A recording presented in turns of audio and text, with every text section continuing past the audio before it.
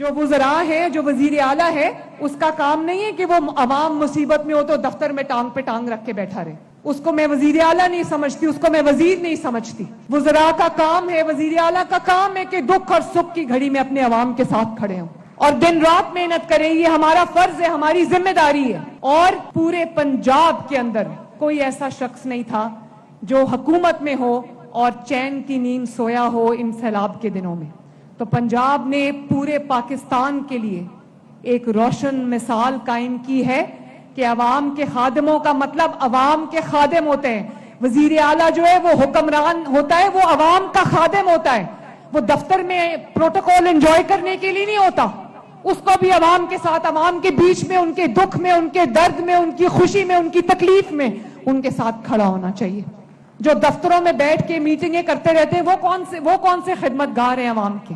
عوام میں نکلو گے تو آپ کو پتا چلے گا کہ عوام کس چیز سے گزر رہی ہے, کس تکلیف سے گزر رہی ہے.